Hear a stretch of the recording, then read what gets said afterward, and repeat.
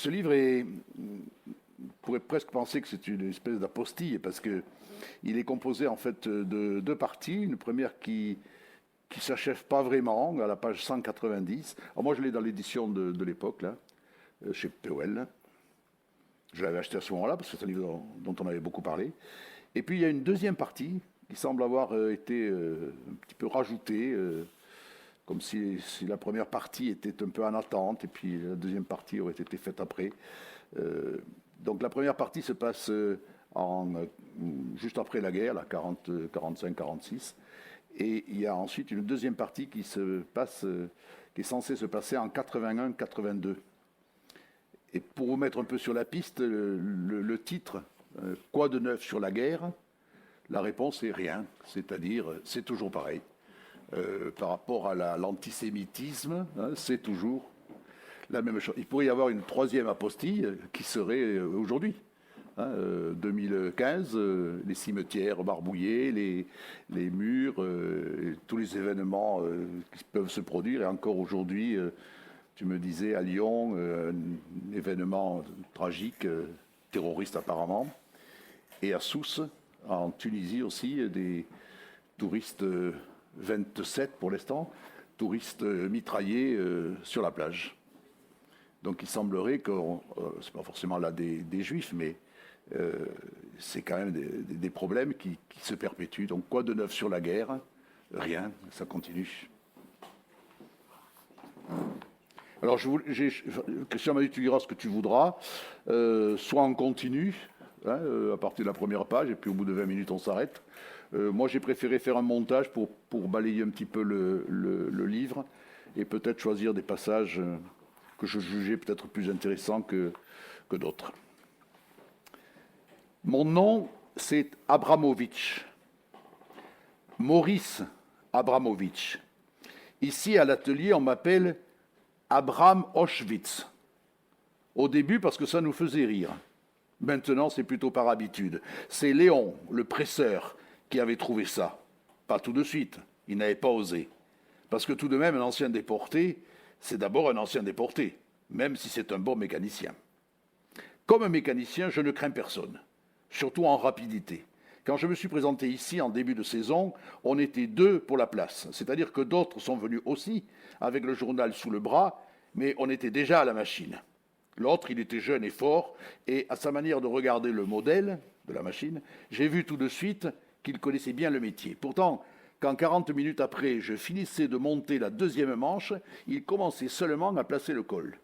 Lorsque j'ai accroché le manteau terminé sur le mannequin, il a relevé la tête en souriant et m'a dit que s'il avait su tout de suite que j'étais un greener, en yiddish, immigrant fraîchement débarqué, il n'aurait même pas cherché à faire la course. Le patron lui a payé sa pièce et il est parti se chercher une autre place. Après, j'ai fait la connaissance avec l'atelier. Il y a 3 machines à coudre, une pour moi, juste en face, une autre pour Charles, un mécanicien qui connaît le patron depuis avant-guerre, mais qui ne dit jamais un mot, et la troisième pour le patron. Mais il ne s'en sert pas souvent. Il coud les doublures et les modèles, parfois il fait encore un vêtement sur mesure, mais son travail à lui, c'est surtout la coupe. Toutes les semaines, après avoir livré chez Wassermann, il étale le tissu sur la table de coupe et place le patronage dessus le mieux possible pour économiser du tissu. C'est à ce moment qu'il chante des chansons qu'on n'entend pas à la radio. Il dit que c'est des chansons de music-hall et d'avant-guerre. Sa femme, Madame Léa, quand elle chante, c'est en yiddish. Mais tout ça, c'est pas très important parce qu'en saison, on fait tellement de bruit avec les machines qu'on n'entend pas chanter. Et puis elle n'est pas toujours là, Madame Léa. Elle a 2 enfants. Raphaël, qui a 13 ans, et sa petite sœur Betty. C'est une famille complète. Le samedi, on vient aussi travailler parce qu'on court tous après le travail. Mais ce jour-là, l'après-midi, Madame Léa vient avec du thé, dans des grands verres, et du gâteau qu'elle a fait elle-même. Charles, qui ne dit jamais rien, dit merci, et boit son thé brûlant à petite gorgée. Et chaque fois, avant de reprendre son travail, il essuie lentement ses lunettes. Madame Léa nous regarde, Charles et moi, comme des enfants. Quand on a fini, on dirait qu'elle soupire un peu, et puis elle ramène les verres à la cuisine. Le travail qu'on sort avec Charles suffit pour occuper 3 finisseuses. Ici, en France, j'ai remarqué que les finisseuses sont rarement juives.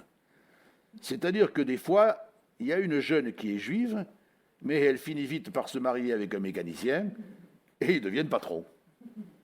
À l'atelier, il y a une des finisseuses, Madame Paulette, qui est juive, mais elle est vieille. Elle veut faire goy quand elle parle et dit qu'elle a l'accent alsacien. Mais Léon, lui, m'a dit que son accent yiddish était presque aussi fort que le mien. Les 2 autres finisseuses s'appellent Jacqueline et André. André, on l'appelle Madame André, parce qu'elle a été mariée et qu'elle a aussi divorcé. C'est peut-être pour ça qu'elle est triste. C'est pas qu'elle est vraiment triste, mais elle ne rit jamais. C'est vrai aussi qu'en général, quand on rit à l'atelier, c'est parce qu'on a raconté une histoire en yiddish. On chante un petit peu. Première lettre de Raphaël. Je rappelle, c'est le fils du patron et de la patronne. Chère maman et cher papa, c'est daté du manoir de D, lettre majuscule D. Je vous écris du château où nous sommes bien arrivés. Nous sommes très nombreux à la colonie de vacances et il n'y a pas assez de chambres pour tout le monde au château. Alors les plus grands, de 13 à 15 ans, dont je fais partie, dorment dans des grandes tentes qu'on appelle des marabouts. Betty dort au château, sa sœur donc, dans une chambre ronde. Nous mangeons tous dans une grande salle du château et la nourriture est meilleure qu'à la pension de Clamart. Dans cette salle, il y a un grand orgue, mais on n'a pas le droit d'y toucher. On nous a dit que le château appartenait à des curés avant, mais que pendant la guerre, il avait été réquisitionné par les Allemands. Dans le château, il y a aussi une salle pour les travaux manuels. C'est de cette salle que je vous écris. Le courrier est obligatoire 1 fois par semaine, mais il y en a qui n'écrivent pas, parce qu'ils disent qu'ils n'ont personne à qui écrire. À propos de Clamart, vous savez que j'ai retrouvé à la colonie Raphaël Ier. Vous vous souvenez, il était avec moi à la pension. Je vous avais raconté qu'on l'avait appelé Raphaël Ier, parce que quand je suis arrivé à la pension, ça faisait 2 Raphaël. On s'est tout de suite installés l'un à côté de l'autre dans la tente, parce qu'on se connaissait déjà. Maintenant, on connaît nos vrais noms. Quand j'ai raconté qu'à la pension, j'avais passé le DEPP, diplôme de l'enseignement primaire public, sous le nom de Blondel, et que ça m'avait fait perdre 1 an, on pleurait tous de rire. La grande sœur de Raphaël Ier est monitrice à la colonie. Les moniteurs sont très gentils et ils nous ont parlé de la résistance. Le premier soir, à la veillée, qui s'est tenue dans le réfectoire. On nous a appris le chant des partisans soviétiques. Je le connais presque par cœur et je vous le chanterai en revenant après la colonie. Il y a un moniteur qui s'appelle Simon, mais on l'appelle lieutenant, parce qu'il a été jusqu'à Berlin avec l'armée. On va tous avoir des surnoms, d'après nos caractères ou d'après autre chose. Mon moniteur s'appelle Max, et il veut être avocat plus tard. Ah, j'ai oublié de vous dire qu'on est divisé par groupe de 15 à peu près, et que chaque groupe a pris un nom. Moi, je fais partie du groupe Thomas Fogel. Thomas Fogel, c'était un résistant qui a été fusillé à 17 ans. C'était un camarade des moniteurs qui sont avec nous. Les autres groupes de grands s'appellent Charles Vollmark et Léon Bernstein et Marcel Rehmann. Ils ont aussi été fusillés par les Allemands. Ici, tout le monde se tutoie. On tutoie même la directrice de la colonie et on l'appelle par son prénom. Elle s'appelle Louba. C'est un prénom russe. Cet après-midi, on va faire une partie de ballon prisonnier et après, on va apprendre des danses folkloriques. Si tu m'envoies un colis, mets des choses qui se partagent, parce qu'on met tous les colis ensemble et c'est plus facile à partager. Je vous embrasse bien fort et je vais passer la plume à Betty qui va vous dire quelques mots. Signé Raphaël. Phrase suivante. Je vous embrasse bien fort, Betty.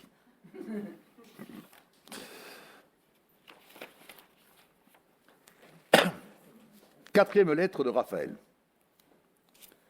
Toujours du manoir de D. Chère maman et cher papa, c'est la dernière lettre que je vous écris, car nous rentrons à Paris dans 3 jours. Hier, c'était la grande fête de fin de colonie, dans le parc du château, et c'était formidable. Plein de gens du village étaient venus, et aussi quelques personnes de Paris. On avait décoré le parc avec des banderoles et des guirlandes, et les stands étaient comme ceux d'une fête foraine. Les stands des petits étaient des stands de jeux, et Betty s'occupait d'une loterie qui était faite avec une roue de bicyclette. Au début, il y a eu la chorale des grands sur le perron du château. On a chanté 3 chansons en français à plusieurs voix. Le chant des marais, le chant des partisans soviétiques et le chant des partisans français. Après, on a chanté le chant des partisans juifs en yiddish. Pour ce chant, tout le monde s'est levé. Mais les gens du village, un peu après, parce qu'ils ne savaient pas ce que c'était. Après, chaque équipe a donné un spectacle dans son stand. Il y a eu des chœurs parlés. Un chœur parlé, c'est un poème récité par un groupe, mais pas tous en même temps. Chacun dit 1 ou 2 vers, ou alors le groupe est divisé en 2 et on se répond. Avec mon groupe, on a fait un chœur parlé avec un poème de René Guicadou, Les fusillés de Chateaubriand. À la fin du poème, je récitais tout seul, et que tout est simple, et que la mort surtout est une chose simple. Et avec toute l'équipe, on disait, puisque toute liberté se survit. Les 2 groupes de grands ont joué des pièces en yiddish. Il y en avait une de Sholem Aleichem et une autre, La Réforme, qui avait été écrite et jouée en 1942 au camp de Pithiviers. Mais le mieux, c'était le spectacle de tableaux vivants qui a été montré par Ardra. C'était une série de scènes mimées inspirées de la résistance, depuis l'attentat du colonel Fabien au métro Barbès jusqu'aux barricades de la libération de Paris. Derrière, il y avait un groupe qui récitait un poème d'Aragon, La Rose et le Réséda, et Courage de Paul Éluard. Et Ardra jouait de l'harmonica, pendant que devant, on jouait les scènes. Les gens qui étaient venus de Paris pleuraient. Après, il y a eu un grand goûter, et Louba, la directrice, a présenté quelqu'un qui a fait un discours. Et là, on a appris que beaucoup d'enfants allaient rester au manoir après les vacances. Ce sont tous ceux dont les parents ne sont pas encore rentrés des camps. Un car passera tous les jours pour les amener au lycée qui est trop loin pour y aller à pied. Les petits iront à l'école du village. Georges, qui reste aussi, ira dormir au château. Je lui ai dit que c'était bien, que tous ceux qui restaient allaient se sentir encore en vacances. Mais il ne savait pas très bien. Peut-être que ses parents vont revenir bientôt. Je lui ai promis de lui écrire et de lui envoyer les programmes de cinéma pour sa liste.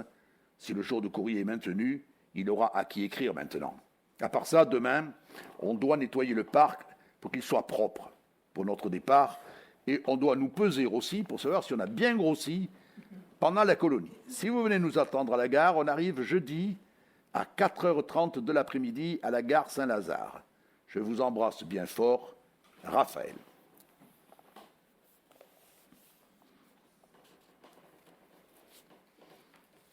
Donc il y a plein d'histoires ensuite comme ça qui se passent dans l'atelier. Et puis donc je fais un grand saut et je prends là. Si j'ai raconté toutes ces histoires, c'est parce qu'elles précèdent une autre histoire qui est surtout celle que je voudrais raconter. Une histoire qui, même si elle n'a l'air d'avoir aucun rapport avec les histoires précédentes, en est pourtant très proche. Alors voilà. Au départ, il y a d'abord un vœu, un souhait, ou plus exactement, une volonté qui correspondait, je crois, à un choix, celui de mes parents qui, lorsqu'ils ont quitté la Pologne, ont choisi de vivre en France. Cette volonté est à l'origine de la démarche qui m'a amené rue du Mont-Cenis au commissariat du 18e arrondissement de Paris, celui de mon domicile, afin de demander, maintenant que la guerre est finie, la nationalité française. Nationalité qui aurait peut-être permis à mes parents d'échapper le 16 juillet 1942 à la police de Vichy. Seulement voilà, le commissaire, qui appartenait déjà à cette police, me dit, une fois ma demande de naturalisation remplie, « Vous pouvez être certain que je ferai tout ce qui est possible pour que vous n'obteniez pas satisfaction. » Nous sommes en 1946. Et le commissaire de police du 18e arrondissement, celui-là même qui a arrêté mes parents rue Marcadet, me dit « Vous pouvez être certain que je ferai tout ce qui est possible pour que vous n'obteniez pas satisfaction. » Je le regarde sans comprendre tout d'abord, et déjà, il s'occupe de la personne suivante. Je le regarde et je me demande ce qu'il y a de changé, puisqu'il est toujours là. de l'autre côté du comptoir, commissaire de police du 18e arrondissement. Alors dans ma tête, tout à coup, je lui parle. Je lui parle parce que je dois comprendre, même si tout est embrouillé. Vous entendez, monsieur le commissaire, il faut que je vous parle, monsieur le commissaire, c'est vous qui avez arrêté mes parents. Souvenez-vous, monsieur le commissaire, c'était le 16 juillet 42 au matin. Bien sûr, vous vous en souvenez, comme de tous ceux que vous avez arrêtés ce matin-là et que vous avez entassés dans les autobus en direction du Veldiv. Mais ce que vous ne savez pas, c'est que je me suis sauvé. Juste avant d'entrer au Veldiv, je me suis sauvé, j'ai couru. Ça court vite, un garçon de 14 ans. Ça court vite, surtout quand il ne se retourne pas pour voir ses parents une dernière fois, parce que ça l'empêcherait de continuer de se sauver. Et j'en suis sûr aujourd'hui, mes parents non plus ne m'ont pas regardé courir pour ne pas attirer les regards sur moi. Le courage, monsieur le commissaire, le vrai courage, c'est ça. Ne pas regarder son enfant s'enfuir pour lui donner une chance de survivre. Et moi, j'ai couru, sans m'arrêter, une seule fois, jusque dans ce 18e arrondissement, où vous êtes toujours commissaire de police. Je vous parle et vous ne m'entendez pas. Et lentement, je me dirige vers la sortie. Va-t-on me laisser sortir? Va-t-on m'arrêter? Mais non. Personne ne s'intéresse à moi. Je n'intéresse personne. Chacun a ses problèmes à régler avec le commissaire. Et l'agent de police à la porte va-t-il me laisser passer? Tiens, c'est drôle. J'ai regardé machinalement le côté gauche de ma poitrine. J'ai regardé machinalement le côté gauche de ma poitrine. Je souris et je passe. La police française est en progrès. Elle laisse sortir les juifs d'un commissariat maintenant. De quoi pourrais-je me plaindre? Je suis debout sur le trottoir. Si je veux, je traverse la place, je vais à la brasserie d'en face et je bois une limonade. C'est fini les brasseries interdites aux juifs et aux chiens. Mais je ne vais pas traverser la place ni commander une limonade à la brasserie. Je reviens sur mes pas, au contraire, et je me remets dans la queue en attendant mon tour.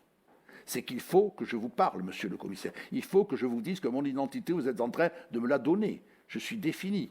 Que je veuille ou non, que je le veuille ou non, par votre volonté de mettre des obstacles à ma demande de naturalisation.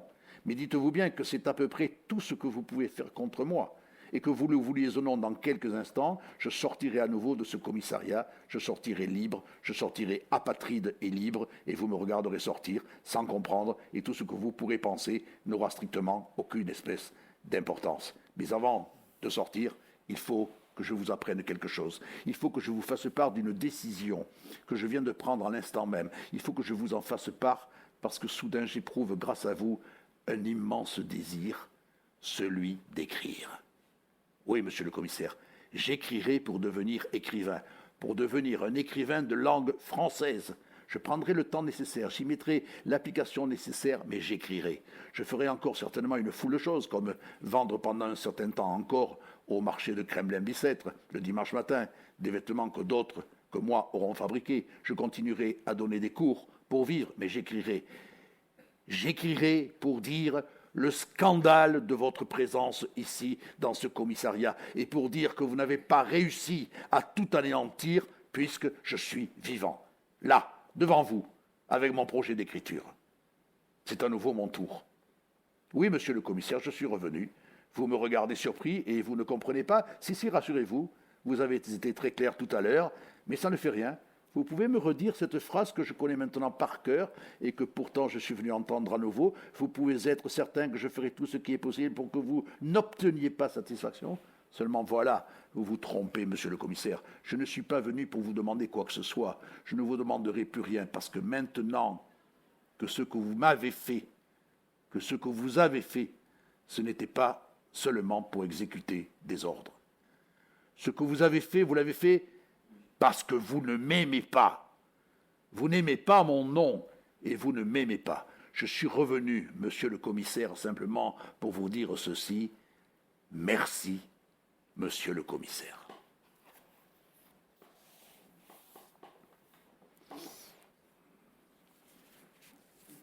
Il y a quelques jours, quand je suis arrivé à l'atelier, Léon aussi était déjà là. En attendant que son fer chauffe, il s'était installé dans une discussion avec Charles à propos d'un article paru dans Franc-Tireur, que Léon achetait tous les matins et qu'il tenait grand ouvert sur la table de presse. 3 collaborateurs, journalistes à Je suis partout, venaient d'être condamnés. Il s'agit de Lucien Rebatté, Pierre-Antoine Cousteau et Claude Jeantet. Le 23 novembre 1946, les 2 premiers ont été condamnés à mort, mais il n'a pas été... Lucien Rebatté ne sera pas exécuté, il sera même libéré, Pierre-Antoine Cousteau et Claude Jeantet, dont les deux premiers ont été condamnés à mort, le troisième aux travaux forcés à perpétuité. Nos 3 collaborateurs journalistes à Je suis partout venaient d'être condamnés. Leur procès avait duré 1 semaine et un journaliste de franc-tireur trouvait injuste que 2 d'entre eux, à cause de ce qu'ils avaient écrit, aient été condamnés à mort, alors que certains officiers supérieurs n'étaient condamnés qu'à des peines légères. Léon avait l'air d'accord avec l'article, mais pas avec Charles. Il y a des porte-plumes, disait Charles, qui sont plus coupables que des fusils. Si un militaire ou un milicien a arrêté et tué des juifs et des résistants, c'est vrai qu'il est coupable et il faut le condamner parce qu'une fois en prison, il n'est plus dangereux. Mais les journalistes de Je suis partout sont plus coupables parce qu'ils sont plus dangereux.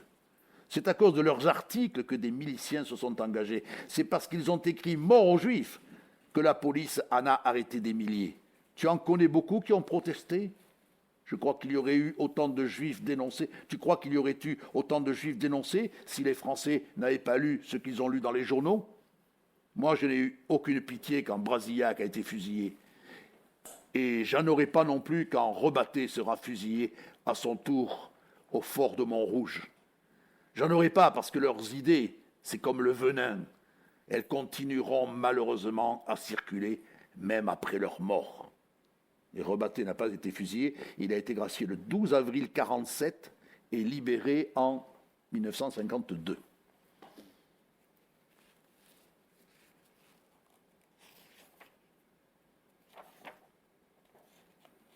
J'ai jamais dit que j'avais pitié, a répondu Léon en vérifiant la chaleur de son fer. J'ai seulement dit qu'ils n'avaient pas de sang sur les mains. Justement, ils ont du sang sur les mains, ils en ont parce qu'ils sont responsables. Un intellectuel, c'est quelqu'un de responsable. C'est le premier responsable. On a entendu la radio s'allumer dans la cuisine de Mme Léa. La discussion s'est alors arrêtée parce que les finisseuses allaient bientôt arriver et on n'avait pas encore sorti une seule pièce de la machine. De toute façon, à l'atelier, une discussion interrompue finit toujours par reprendre, surtout avec Léon. L'occasion de la reprendre lui a été donnée le jour même quand on est descendu prendre le café, lui et moi, au coin de la rue Saint-Claude. En remuant son sucre dans sa tasse, il avait machinalement regardé vers le comptoir et brusquement, il est devenu tout blanc.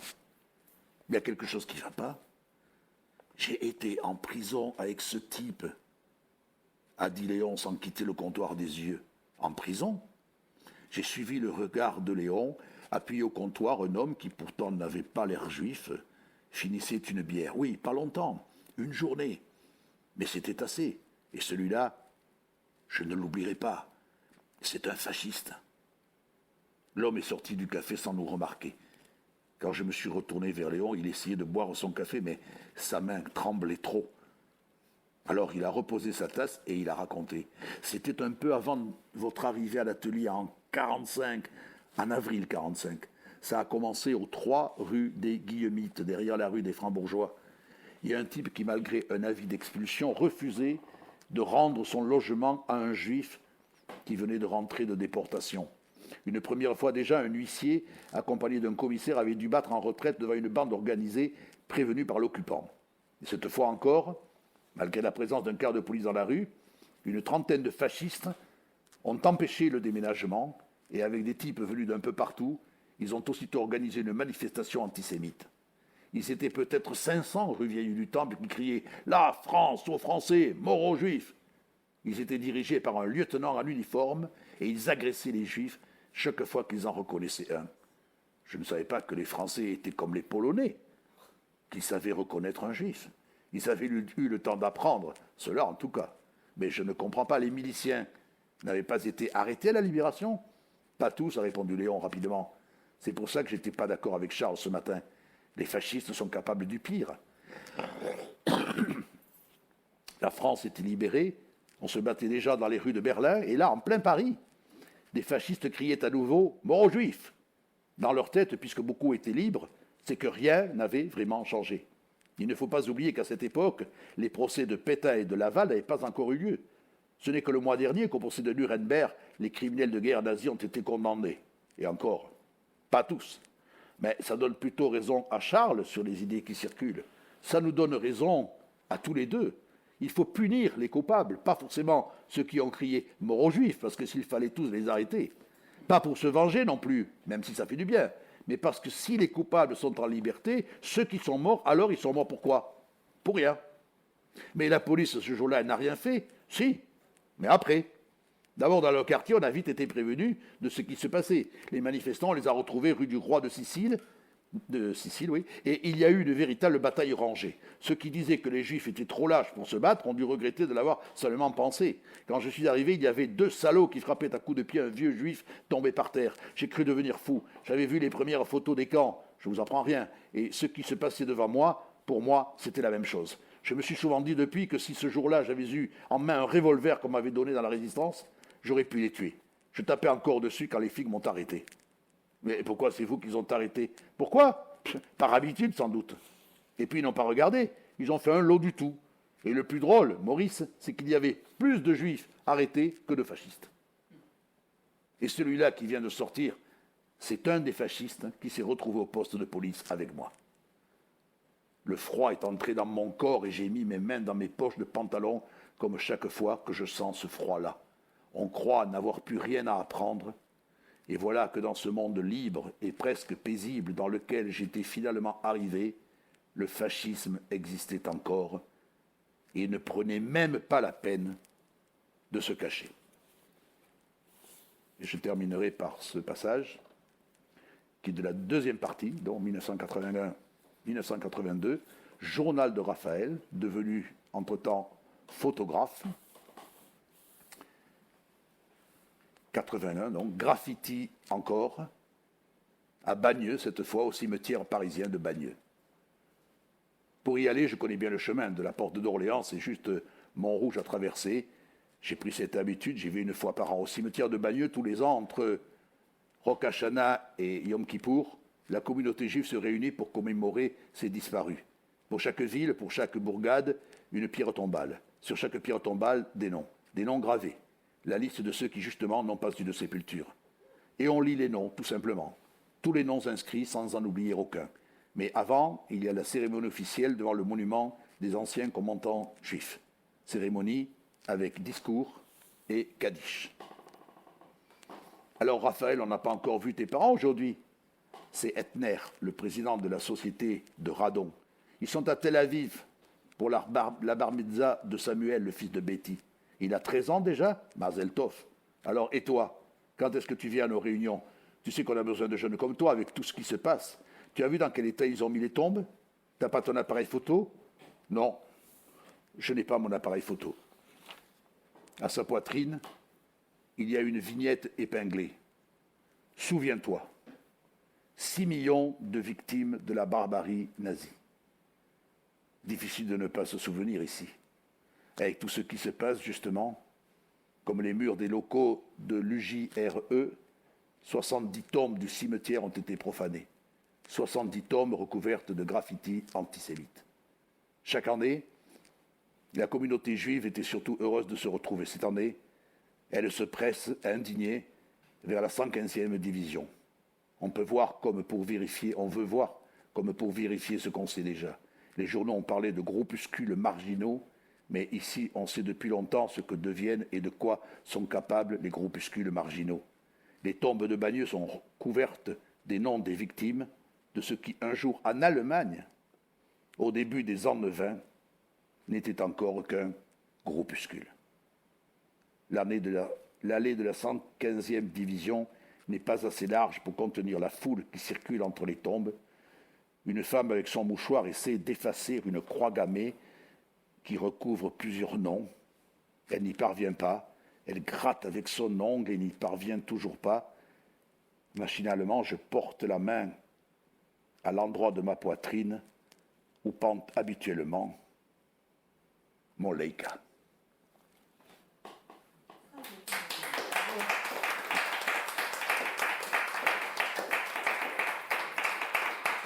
Bobert.